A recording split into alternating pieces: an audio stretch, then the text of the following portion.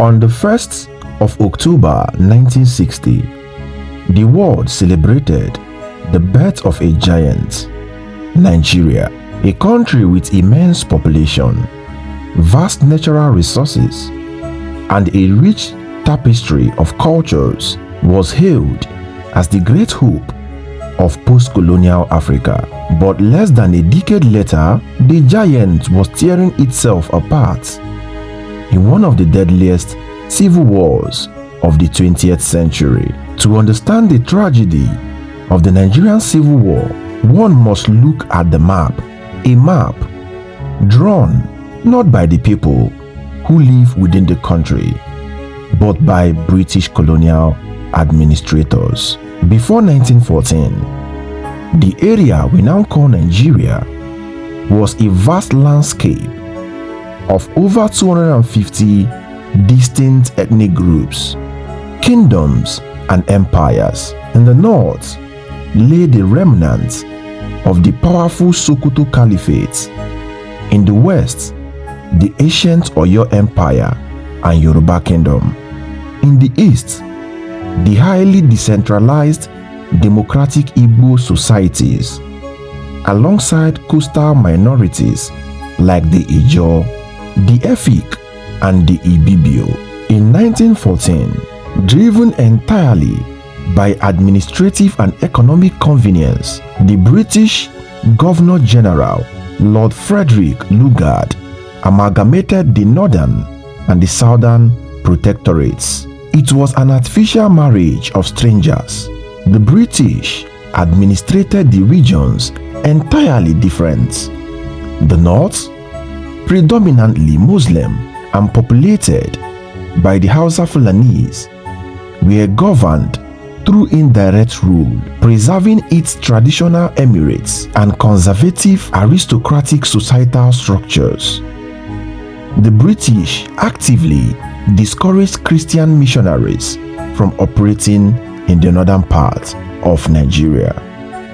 The south, however, comprising the Yoruba in the west and the Igbo in the east, was exposed heavily to Western education, infrastructure, and Christianity. A massive educational and bureaucratic gap opened up between the north and the south of Nigeria. By the time Nigeria approached independence in the 1950s, the British had deliberately fostered a system of fierce regionalism.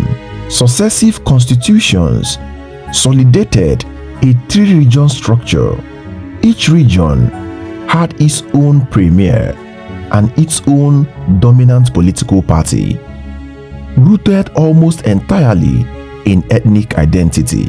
When the jack of the British Union was finally lowered in 1960, Nigeria was technically free, but the foundations of the new republic was already cracking under the weight of tribal suspicion, economic competition, and a bitter struggle to control the central government in Lagos. Many friendly Americans are waiting to welcome Sir Abubakar to his home in Washington. The first Nigerian republic was defined by an uneasy and fragile coalition. Sir Abubakar Tafawa Balewa, a soft-spoken northerner, became prime minister. Dr. Nnamdi Azikiwe, an Easterner and pioneer of African nationalism, became the ceremonial president. However, through political power in the north, and by extent the country, resided with the Sultana of Sokoto, Sir Ahmadu Bello. Bello viewed the populous north as the rightful leader of the nation, openly expressing disdain for southern political ambition. The first major rupture occurred in the western region of Nigeria in 1962. A bitter power struggle erupted within the dominant Yoruba party, the Action Group. And this was between Chief Obafemi Awolowo and his deputy Samuel Akintola. The dispute led to physical brawls on the floor of the regional parliament. Seizing the opportunity to crush the opposition, the northern-dominated federal government declared a state of emergency in the West. Chief Awolowo was subsequently jailed on highly controversial charges of treasonable felony. Paranoia escalated in Nigeria with the national census of 1962 and 1963. In a young democracy where population number dictated parliamentary seats, federal power, and the distribution of national wealth, the census was seen by some regions in the country as a weapon of war. The South accused the North of wildly inflating its numbers, and the North also accused the South of doing the same thing. By the time the heavily disputed 1964 federal election and the 1965 Western regional elections took place, the democratic process had completely collapsed. The elections were marred by widespread fraud, thuggery, and voters' intimidation. The Western region exploded into anarchy. Political opponents were dragged into the streets, doused in petrol, and burnt alive in a horrific practice known locally as Operation Waitie, which, when translated to the English language, means Operation Wait a Bit. Law and order broke down. Politicians looted the treasury while the populace suffered. The Nigerian military, largely trained at Sandhurst in the United Kingdom and previously confined to the barracks, watched the political rot with growing disgust. Give me the tail. If you grab and give me the tail. If they touch you, my another. If they rock you, my another. On the freezing night of 15th January 1966, the simmering chaos boiled over into unprecedented bloodshed. A group of radical, mid-ranking military officers, led by Major Chukwuma Kaduna Nzogu and Major Emmanuel Ifajuna, launched a violent coup d'etat. They claimed that their goal was a nationalist revolution to purge the nation of corrupt politicians, tribalists, and regional warlords who were driving Nigeria into the ground. In the northern city of Kaduna, Major Nzogu led troops into the lodge of the powerful Ahmadu Bello, assassinating him and his wives. In Lagos, Prime Minister Tafawa Balewa was abducted and murdered. His body later found decomposing by the roadside. The Premier of the West, Samuel Akintola, was killed in a fierce shootout in Ibadan. Alongside the politicians, several high-ranking military officers, mostly of northern Nigeria, were systematically executed in their beds. But the coup was poorly coordinated. While Nzogu was successful in the north, Ifajuna and the mutineers failed to secure the federal capital of Lagos. The highest-ranking officer in the Nigerian army, Major General Johnson Aguiyi, an Igbo, managed to escape. He rallied loyal troops and suppressed the mutiny. The surviving civilian cabinet, terrified, leaderless, and effectively held at gunpoint, officially handed executive power to General Aguiyi. Nigeria's First Republic died at that very point. The optics of the January coup, however, were absolutely devastating. While the coup plotters claimed nationalist intentions, the prime movers were predominantly of Igbo extractions. Meanwhile, the political and military leaders murdered were overwhelmingly northern and western leaders. No Igbo political leader had been killed, while the southerners, tired of the political violence, initially celebrated the coup as a necessary cleansing. The north saw it very differently. To the Hausa Fulanese, this was not a nationalist revolution.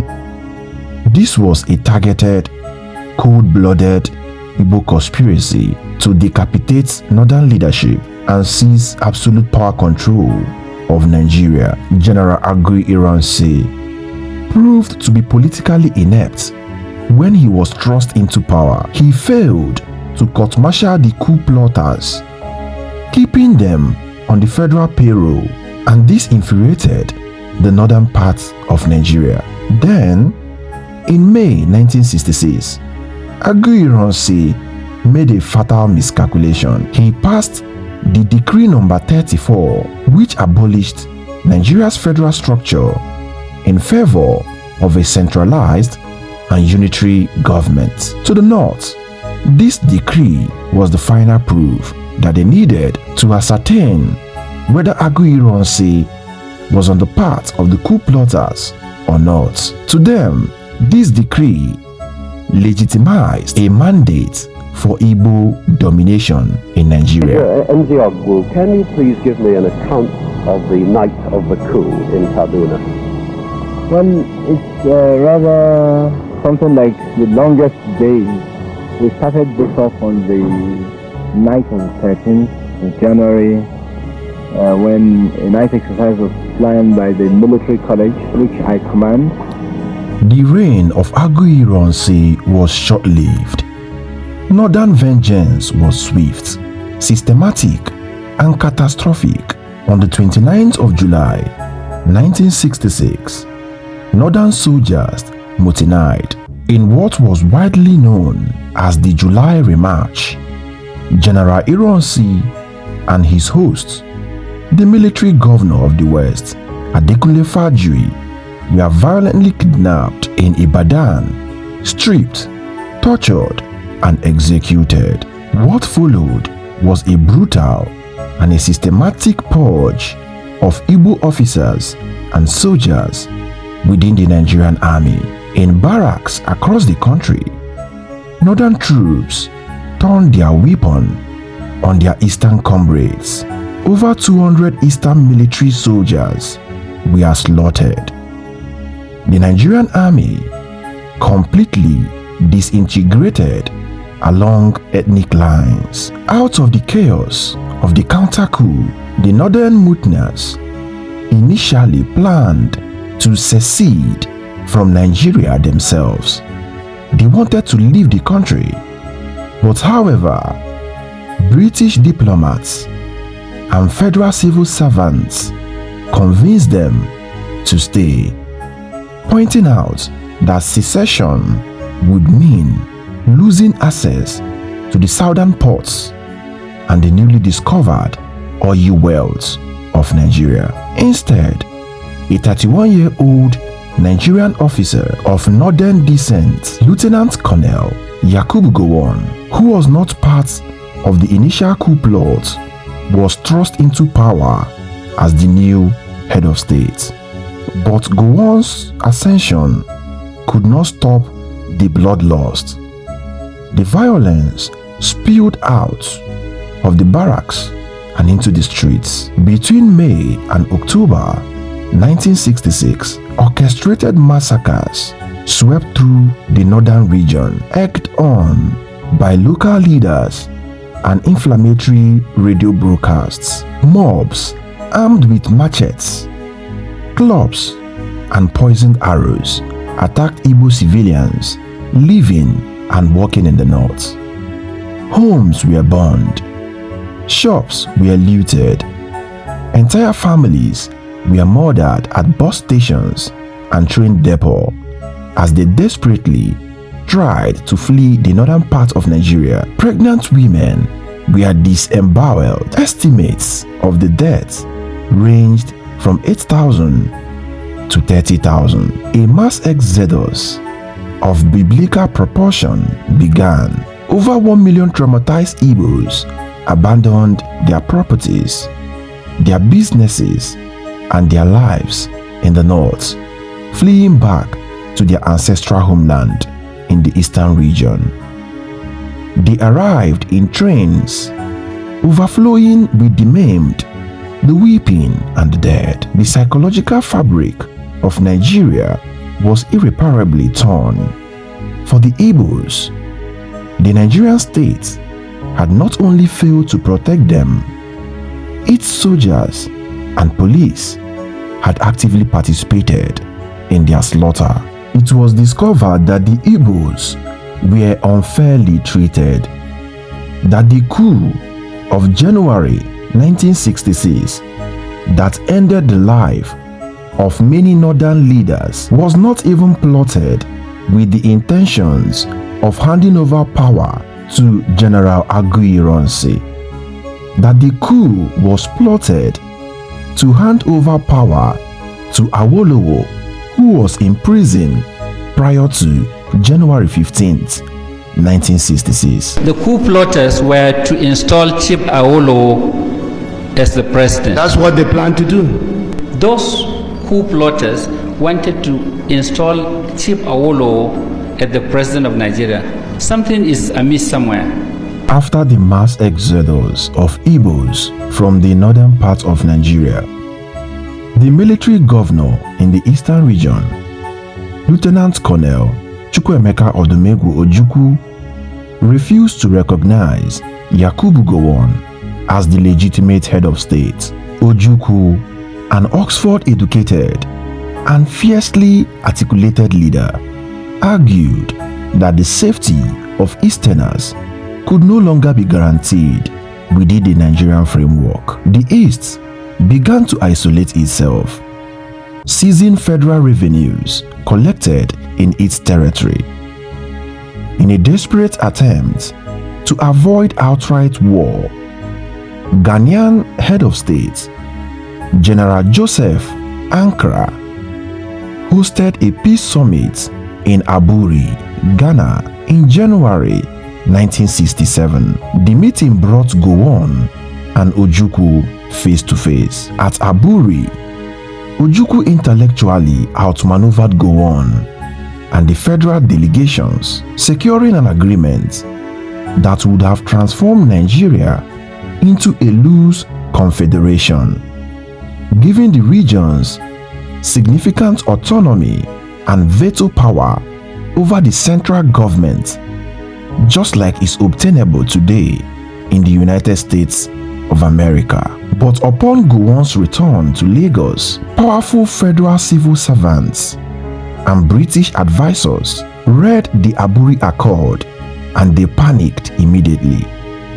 They warned Gowon that the agreement effectively dissolved the federal government and would lead to the total balkanization of Nigeria. Gowon reneged on the agreement, implementing a highly watered down version, and Ojukwu felt highly betrayed. Ojukwu famously declared that on Aburi we stand, there will not be any compromise. The geopolitical chessboard was set. Lagos was terrified that if the East was allowed to secede, the West and the North would eventually fracture too, completely dissolving the Nigerian state. Furthermore, the eastern region sat on massive, newly discovered reserves of crude oil. Nigeria's economic future depends on this new discovery.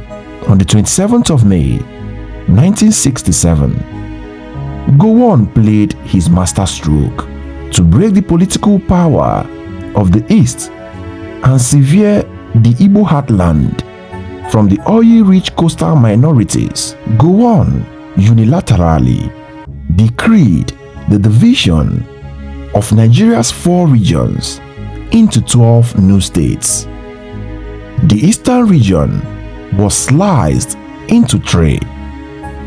This was a calculated and a devastating move. It instantly won the loyalty of the eastern minorities, the Ijaw, the Efik, and the Ibibio, which had long complained of Igbo domination in their region. And now suddenly, they have their own states. Gowon had successfully driven a wedge into the Eastern Alliance. For Ojukwu and the Igbo majority, this was the final and unforgivable provocation. 3 days later, on the 30th of May 1967, acting on a mandate from the Eastern Consultative Assembly, Ojukwu took to the airwaves, speaking to a battered but defiant people. He proclaimed the birth of the Independent Republic of Biafra. In Lagos, Gowon denied the secession as an act of rebellion. He said that Ojukwu and the Igbos cannot separate themselves from Nigeria. The federal slogan was minted: "To keep Nigeria one is a task that must be done." Yakubu Gowon ordered a police action to arrest Ojukwu and end this secession of the Igbos from Nigeria. Gowon predicted that arresting Ojukwu will take a few weeks. On the 6th of July 1967, at the border town of Gakem, federal artillery fired the first shots. The Nigerian Civil War had started.